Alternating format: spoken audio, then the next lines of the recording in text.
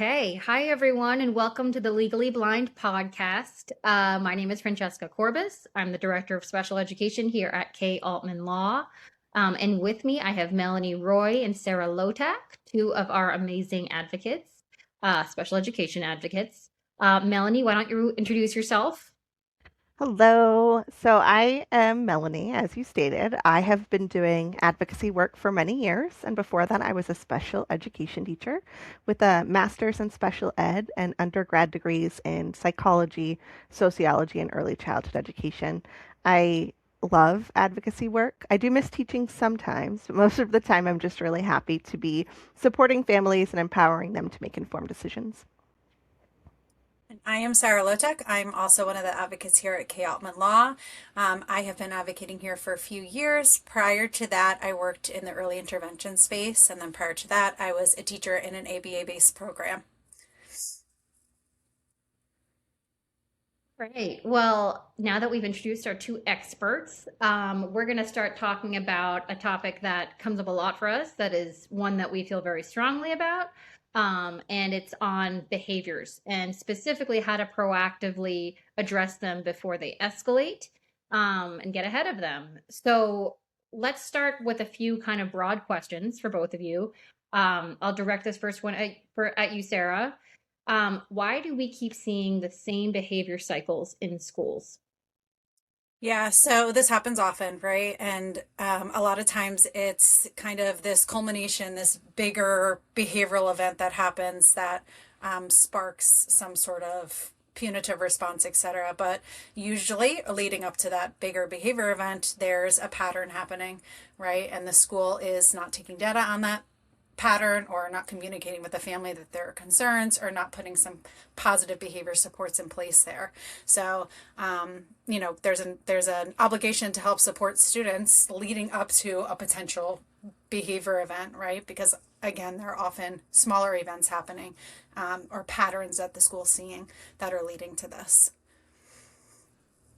And Melanie, in terms of the word proactive, because we're going to be using that throughout this episode, what do you find that that means in relation to student behaviors? So, similar to what Sarah said, communication, and that's a two-way street. Communication between the family and home when they're noticing behaviors in their environment that may cross over into the school environment, and then communication at school, not just the big bad things, little things that could lead up to big significant concerns. Also, when we're being proactive, we're looking at student needs, right? And we're looking at those needs across the environment. So being very clear on supporting those needs initially, ideally, so that they don't lead to larger behavior needs. Absolutely. So I think we can all agree being proactive is something that really is significant to anyone who works with kids with special needs who have behavioral um, considerations. So, who is this episode for, would you both say? I think it's for everyone. So, school team, anyone working with students, so teachers, special educators, paraprofessionals, related service providers, and then obviously families as well, right? Um, yeah, so it's a whole group of people, and anyone who's within that student's is supporting that student. Right. Okay. So being proactive involves a lot of different strategies that we'll talk about. But one of the most important things that we find, particularly as we work with caregivers, you both work directly with caregivers who need to get into those strategies. Um, there's a mindset that you need to get into first, and that mindset really is developed from a number of different overarching kind of schools of thought that really help inform kind of the science and the clinical aspect of behavioral interventions and behavioral supports. So the first one, which you both are very familiar with, is the phrase "behavior is communication." Melanie, what do you think of that phrase, and how would you apply it to the work that we do with families? So when we say behavior is communication, it means understanding that there's a function, that the students are trying to tell us something with their behavior. And we may not like the outcome, but if we look at the data, if we look at what happened before, during, and after the behavior, we can really usually ascertain a way to support that need. I think of an example that I recently saw where a student was eloping a lot, and we were really concerned. The school was really concerned about compliance and time on task. And when we took a step back and looked at where was he eloping to, we realized he was consistently eloping to the same location because the number of transitions within his day was overwhelming him, but also because that preferred location had access to a bathroom that he could use independently. So once we moved the majority of his services to within that preferred classroom, his independence went up, not just from a minimization of the eloping, but also he was able to have that dignity piece of utilizing the bathroom by himself and independently. And his gains really grew by recognizing what he was trying to communicate with that behavior of elopement. We were able to really understand what needs were being met and what needs needed to still be met. Yeah. That makes a lot of sense. And it sounds like, one of the things that will come up throughout this conversation is about the one size fits all approach not necessarily being effective. So, what Melanie just shared is a specific instance of a team that got creative and really dove into what is this child actually experiencing specifically, what can work for him, and they were successful. And that is a great representation of a proactive approach after a larger incident has happened, but getting ahead of it happening again. In terms of the opposite, Sarah, why do you feel, or why would you say that reactive approaches often fail kids with disabilities?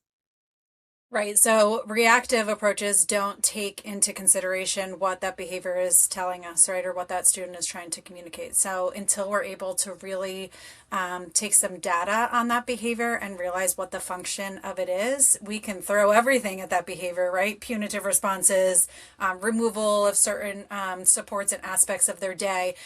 It's not going to be successful, especially when we're talking about a pattern of behaviors, until we really understand what that behavior is telling us, right? And we really hone in on the function of that behaviors. And if we do that, we can really focus on creating an individualized support plan, right? That really focuses on the function of those behaviors. And we find that when that does happen and it is followed consistently, that it changes that student's behavior and their access to curriculum, and we see less punitive responses, obviously, when there is that behavior plan in place to support those students. Hmm.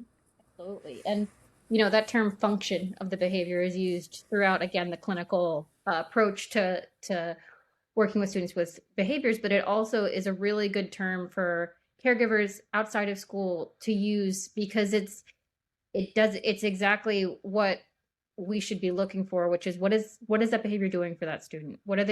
How are they benefiting in their mind from doing that? Is it attention seeking? Is it a safe feeling? Is it self-regulation? And that is something that wrap around throughout the day is going to help benefit that kid.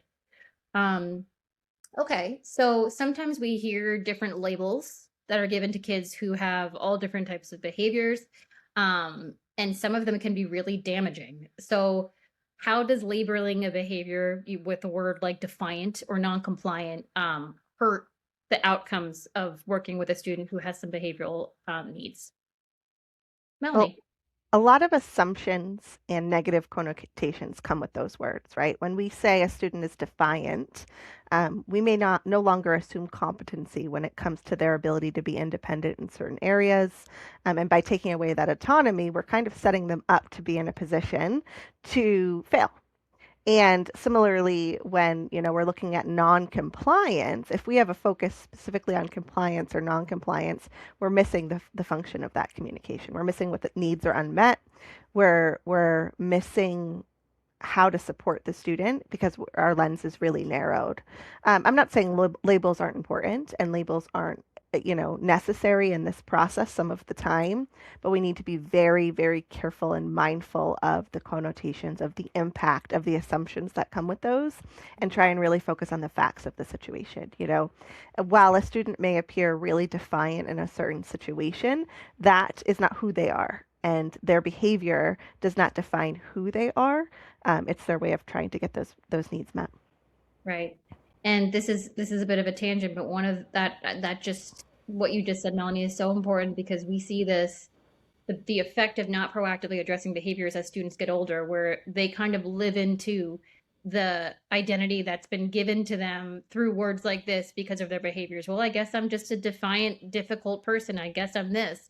And then it Yes. exacerbates, or we'll see a student, fail or, really not live up to their potential or access their education because those labels have uh, kind of been entrenched in how they've developed in school, out of school, socially. So it's really important to not, to bucket a student and label them and um, really not look at why it's happening. These behaviors are happening. There is that self-fulfilling prophecy aspect of it, but also there's that internalization, Yeah. right? If you're repeatedly referring to a student as bad, naughty, lazy, that becomes their internal monologue as Right. well, and that significantly impacts outcomes. Whereas if you assume competence and you support the needs that are unmet, you're able to really truly help that student grow and hopefully build a solid self-confidence, self-worth, self-esteem that is going to carry them long after their time with you. You certainly don't want it to be a negative self thought that they have after their time with you. Right. And unfortunately, educators vary, and that we see the vast majority of educators and those who work with students as having the best intentions, but where educators are not able to differentiate kind of personalized experiences from those core issues that a student is having that are causing the behaviors, that can be a really bad fit for a student to have an educator who really can't see past their own discomfort with a student's behavior. Right. um, yeah, so kind of the key takeaway to this mindset is that, behavior doesn't come out of nowhere. It's not something that is just inherently in a student, it's not a part of their personality. It's often either predictable or something that can be looked at more deeply with the right analysis. And it can be prevented if it's redirected and worked with by individuals who really understand how to do it. Um, okay, so now that we've gotten into like the mindset of how a parent, caregiver, whomever is working with a student needs to think about a behavior, we should talk about the things that come up early. So those warning signs that should trigger proactivity. Um, so, tips and tricks. This is one of those things that parents, they and caregivers really benefit from. So how do we spot problems before they become like a crisis behavior? Sarah, why don't you start? Well, I think a big part of this is data collection. So anytime a parent is receiving emails, communication, write it down or save all those emails, right? Because again, that's going to lay into whether this is a pattern of behaviors, that communication piece as well. So if they're receiving communication from the school that these things are happening, and maybe the school, because that teacher has 25 other students, isn't really realizing that this is a pattern, but the parents are saying, well, I received an email last week and it was similar to this behavior. Or I received one, two weeks ago, whatever it is. That would help the parents kind of present to the school and say, well, we're seeing some concerns here. Are you seeing the same concerns? What can we put into place now to be proactive? And then whether we need to request additional data through an FBA or what have you to determine if there needs to be more supports put into place. Yep. And Melanie, so uh, from your experience, what are some of the early signs that aren't, not necessarily intuitive to caregivers and educators that are early signs of possible escalated behaviors down the road? A change in how the student's presenting. If you have a student who maybe is typically very quiet, and they're calling out, they're unable to contain that energy, or vice versa. Maybe they're typically very, very energized and chaotic in the classroom setting, but they become very quiet and withdrawn. Sometimes that can be indicative of them struggling in an unmet need.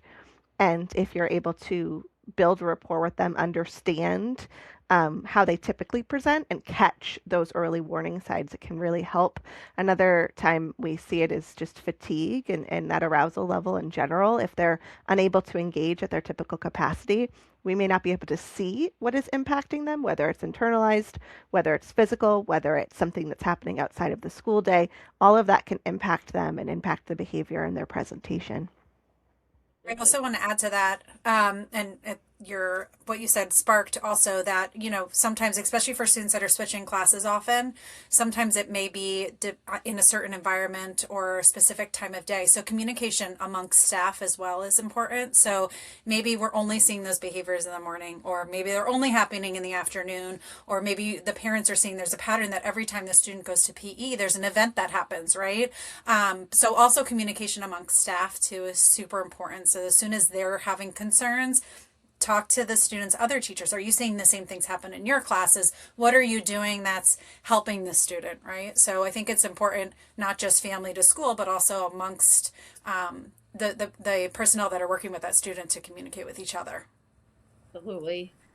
So, one of the things that comes up that parents just feel lost about is how do I know if this is happening?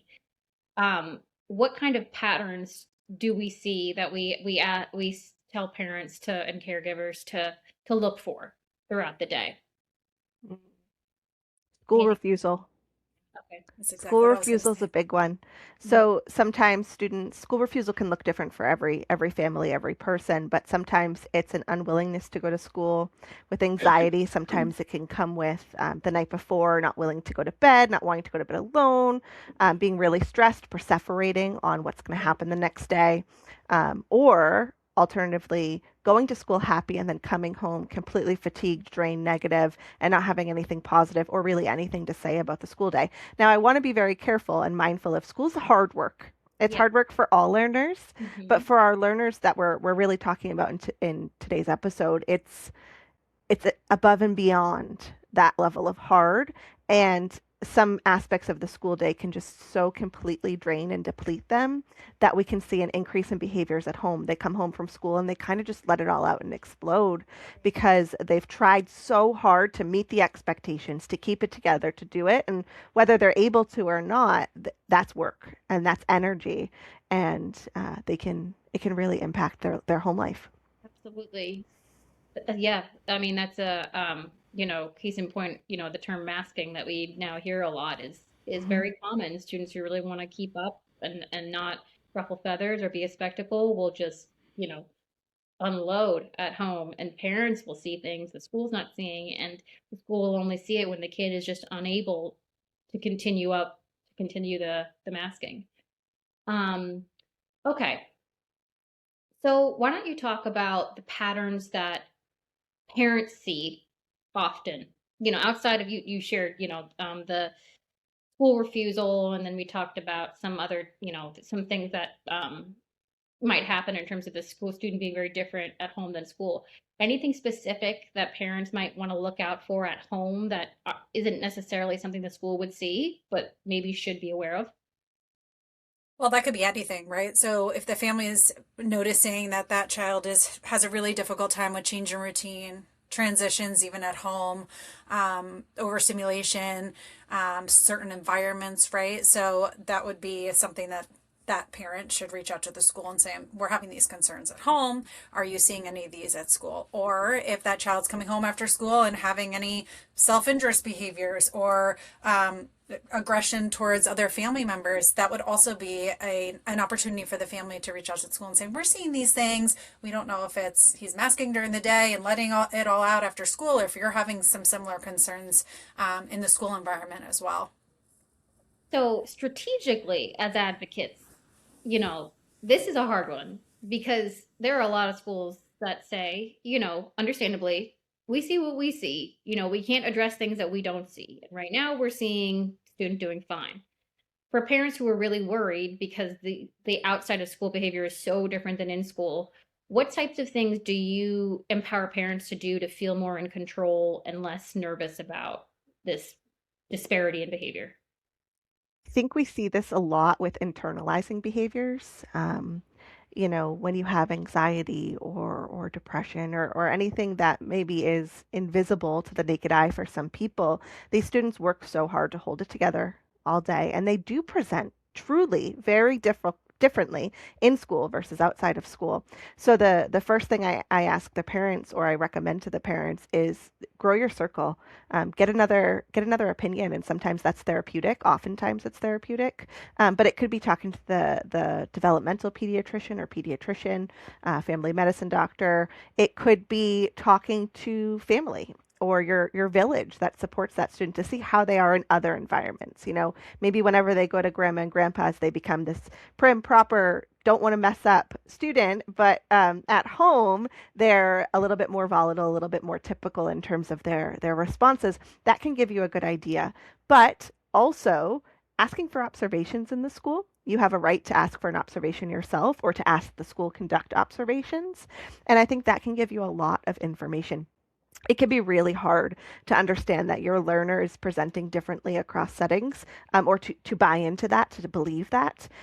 It does happen. And also trust your gut. If it feels like this isn't an accurate representation of your child, you get to ask for more information, for more data to be compiled. So to snowball off of the term data, um, you know, everything that we've been talking about is just that, is just collecting information. And that really informs how that student can potentially be offered services down the road. So, as again, from the perspective of an advocate, I'll throw this one to you, Sarah. What types of data matters? Like what types of information matters in terms of a school taking note and informing services? Yeah, so both informal and formal data, right? So you have our what we consider kind of our more comprehensive evaluation data. That gives us a lot of information related to that social, emotional, and behavioral side of things. And then leading into that, we have present levels if that student has an IEP, right? And then we also know just the daily informal data, right? So communication with that student's teachers, staff members, any disciplinary data that we have. So if you're getting any disciplinary information at home, that's also important data to use when making decisions on, next steps related to how to support this student. So again, it's both a combination of the formal data and informal data. Yeah.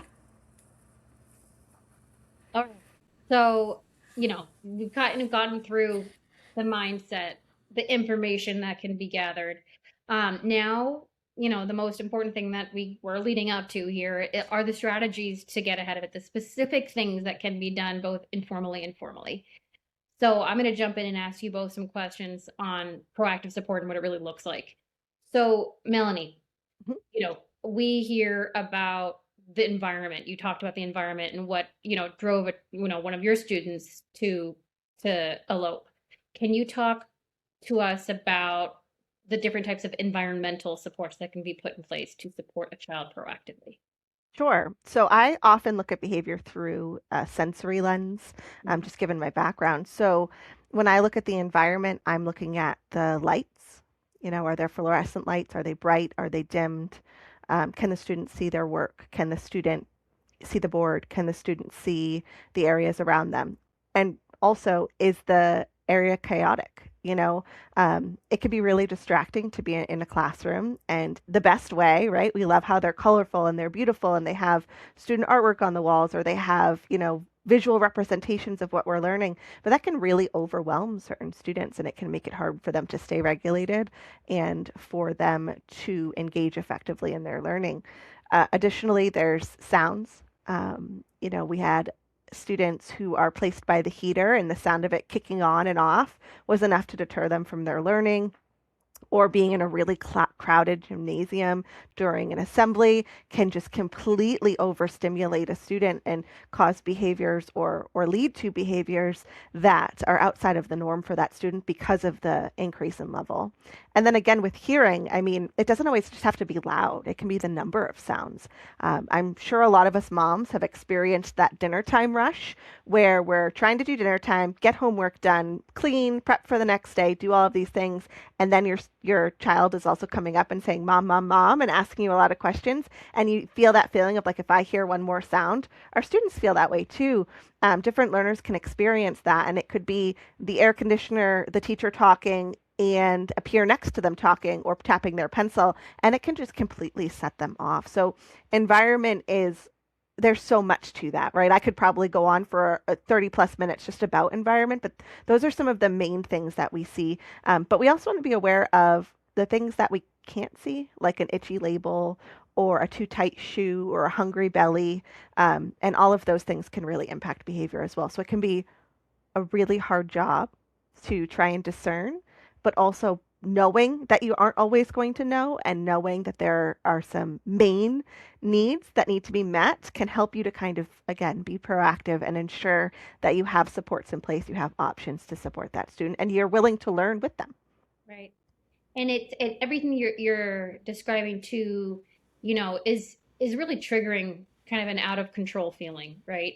That a person or a student has. So some of the supports that can be put in place, I gather, are things that can give that student a sense of control again, right? To regulate. So whether it be things that they can predict in terms of routines or expectations, giving them expectations early so they know what they're going into, even what those sounds are going to be around them. You're going to be hearing this. This student might be talking. How can we position the student to make sure that they are both prepared and equipped for certain environments? Um, so, in terms of small changes that we make to the environment, Sarah, um, Yes. how can even those small changes reduce these bigger behaviors that we're talking about? Sure. Yes. And to speak to what Melanie was saying too, there's also supports that we could put into place, whether it's headphones, preferential seating, Hmm. visual schedules, right? Those are kind of smaller supports that we can implement within the classroom that we can see if they are effective, right? If there's a reduction in any of these concerning behaviors, and that would help, we'd be able to see through that change in behavior if those are effective or not. And some of those smaller things can help the behavior immediately, right? And can help mitigate some of those bigger problems because we know if that student's not being heard, right, through their communication from their behavior, we often see that those behaviors escalate. Right. So because their needs are not being met and they're at a standpoint where they need to be heard. Right. And sometimes these bigger things happen and we've kind of missed all these steps leading up to it. Right. And I'll say too, just as a nugget of, additional info, sometimes what we want to do too is specifically encourage that student to communicate and say thank you, good job communicating this. Let's try a different way. But you want a student to instead of internalizing discomfort and externalizing things, but doing it in a way that's appropriate. And one of the things that we can just predict people would say to what we just described with the environmental changes is, we want our kids to be able to live and function in the world. You know, we can't cushion every experience for kids. And one of the things that we push back on as advocates is students can't experience certain things until they've built the skills to regulate, the skills to communicate. So you can't just force a person into an environment or into an experience without those skills. So, in terms of skill building, um, can you both talk to me about what that looks like instead of, those reactive, punitive measures that we see schools take on with students? Sure. So I think automatically of peer conflict, right? Mhm. That is a behavior that we see all of the time with students with needs. And one way to support that is in the moment social coaching. It does require staffing, it does require you to be there to catch the conflict, or to be there very shortly afterward to help mitigate it. But if you work with the student and support them and give them alternative ways to communicate, you've got a peer tapping their pencil, you're feeling so overwhelmed by everything you're hearing, and you turn to them and you yell, shut up, right? That's not an appropriate response. But in the moment saying, oh, so and so, it sounds like you're feeling really overwhelmed. First of all, do you need a break? Do we need to take a break right now? Giving them the word sometimes can be helpful, and helping them remove themselves, collect themselves, and then repair, repair, repair afterwards. When they come back, speak to that peer. Maybe it's an I'm sorry, maybe it's an explanation of how they're feeling, or maybe it's just acknowledging I shouldn't have told you to shut up, right? But that wraparound support of acknowledging what the unmet need was, maybe they needed a break because they were overstimulated, giving them the words so they can eventually build that generalization and use the right words, and then also helping them repair with the peer can really slowly and effectively support that student. Yeah, we can also embed some of those things within goals, right? So whether we're teaching that student to use specific tools when they are feeling overstimulated or agitated, or what typically is leading up to behaviors, and to also self advocate, right? So that down the line, after they master these goals, the hope is that they can start independently using these, right? So it can also be embedded in their programming itself. So we can also be monitoring success and seeing how that's going for that student. Absolutely. Um, so in terms of, going back to this idea that sometimes it's just a bad fit between an educator and a kid, or there's just mutually, skills that aren't met, because we're human, or that aren't there.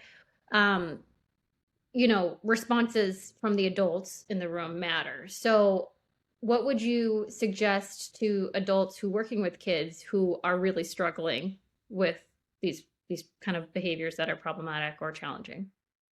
Yeah, Say I it. would. You Yeah. go ahead, And Sarah. I would also recommend using the other people around you, right?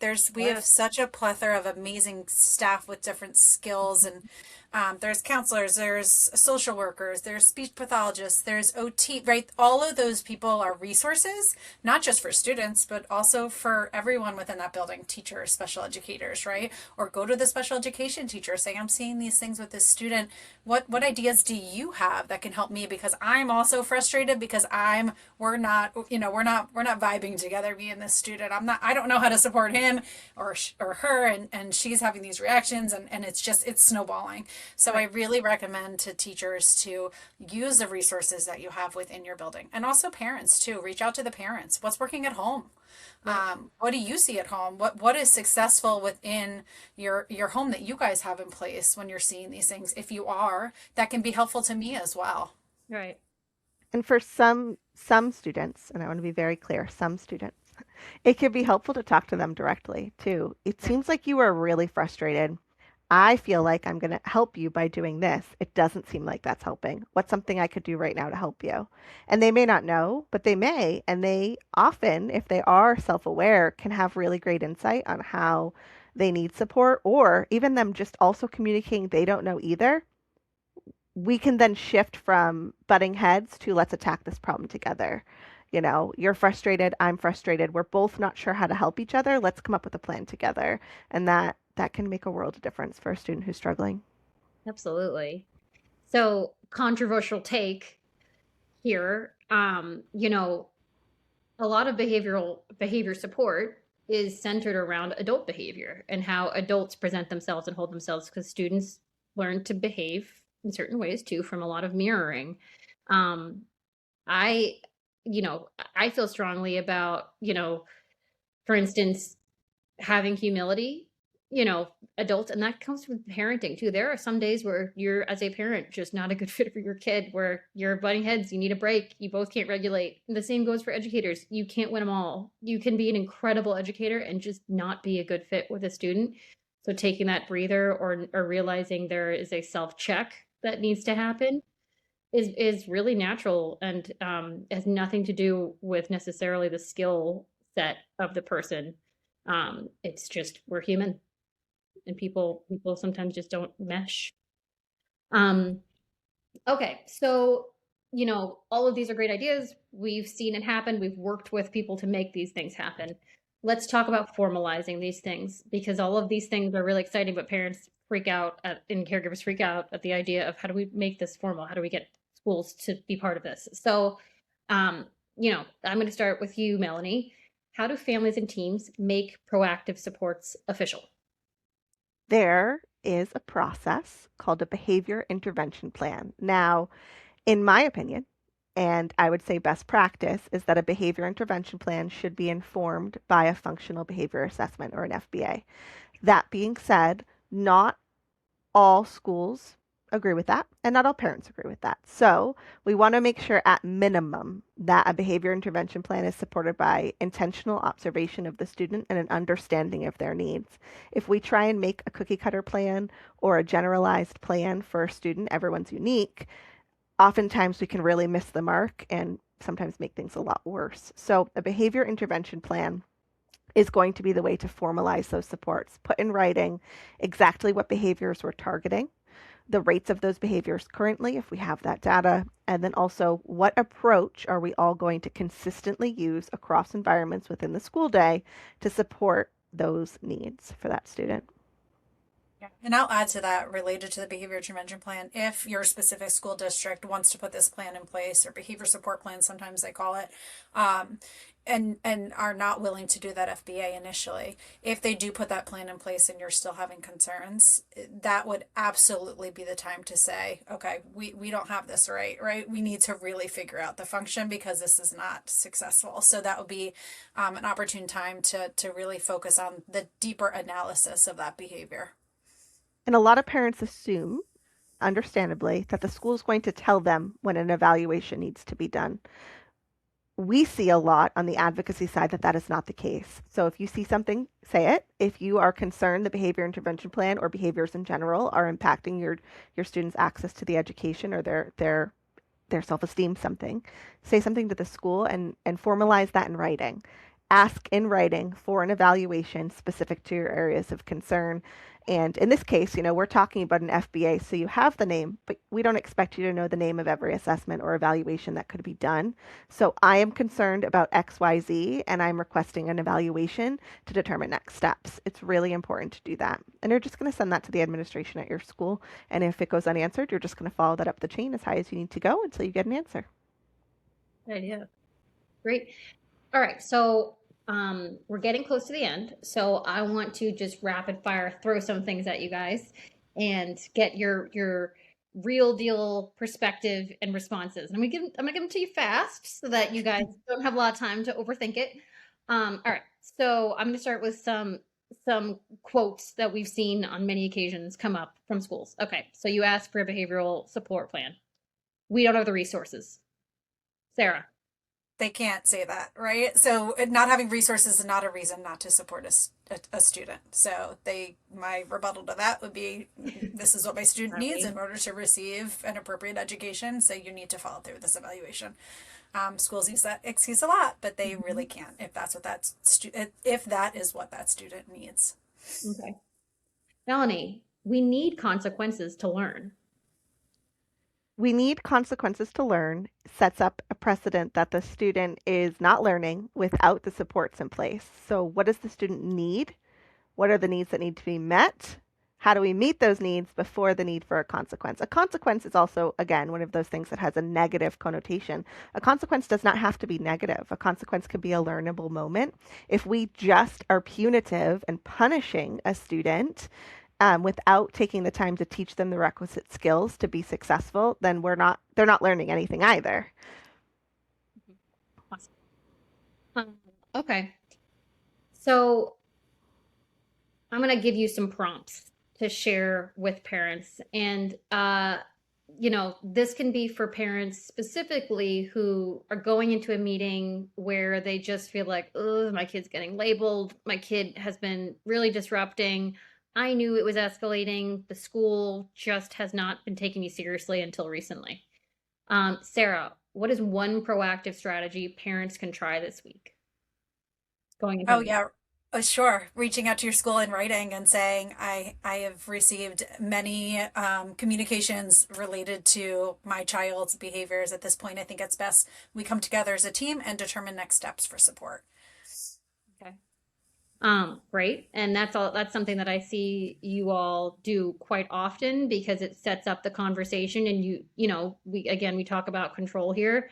Parents need to be, driving some of this. They shouldn't have to feel like they aren't driving any of this because they have the right to drive that just as much as the school. Okay, so for you, Melanie, What is one question a parent can ask at this upcoming meeting with that same scenario? Do we have enough information to understand how to support the student? Do we know the function of the behavior? Do we know the consequences that are naturally occurring or not? Do we have enough information to make a plan? Love that. And that's what I see you both do on many, many occasions is kind of, um, dig in to what we need to know, not start with, okay, everyone in the room knows more than me, so we'll just go with what they know. Going in and saying, we need to work together to address this because it benefits all of us to address this. Okay, so this is going to go to both of you guys. Sarah, I'll start with you. What is one mindset shift that can change things for caregivers in this scenario? Sure, in relation to behavior specifically, is that no child is a bad child, right? And oftentimes their behavior is telling them something they need or they're not receiving. And I think a lot of times parents are just hearing all the things that their child's doing wrong, but their child is not a bad child. They don't want to be a bad child. They just need extra support, right? And that's our obligation. It's the obligation of the educators to figure out what supports are needed and how to implement them. Love that. What about you, Melanie? One mindset shift. I think the biggest one is we're all human, Mhm. all of us. We all have feelings, we all have needs. And if we know we become overwhelmed sometimes, we know that we get hungry and maybe hangry or have these driving things that impact our behavior. Students do too, and they're little people. So we need to meet them where they are and give them the tools and the skills to go from where they are to where we want them to be. But we're all a work in progress. That's fabulous. Thank you both. I see you both on a daily basis exercising those mentalities and putting your all into doing it for parents, and it's very, very effective. And I think those are two things that, if nothing else, can be taken from this episode. Because, for parents, seeing a child get progressively labeled, their child who they love, who they've seen from a very young age, grow up is one of the most painful things, the most helpless parents can feel.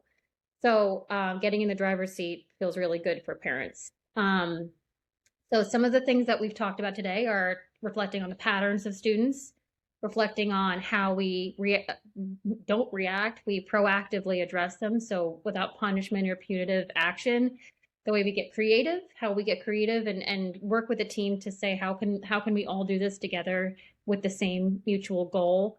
Starting conversations as early as possible, even in writing. And I see you both every day do this exercise of, you're not starting a fight, you're just starting a conversation. And it allows for a continued conversation. It also gives parents and caregivers a toolbox to do it in the future. And then we ask that if this episode was of benefit to you, share it. Share it with parents, share it with people that you work with, share it with teachers, share it with whomever. So I want to thank you both for everything today. We're gonna have lots more to come this year. We're gonna be talking about, being, parent caregivers in these meetings and how it's a very different experience from being a professional advocate. We'll talk about specific needs like dyslexia and language-based disabilities. We'll talk about kind of more unique needs that don't come up as often. One of which is pandas, which we're going to be talking about in more detail on an upcoming episode. So keep tuning in because it's only getting more interesting, and we love to share as much helpful information with you as possible. All right. Awesome. Thanks for Thank having you. us. Of course. Yeah.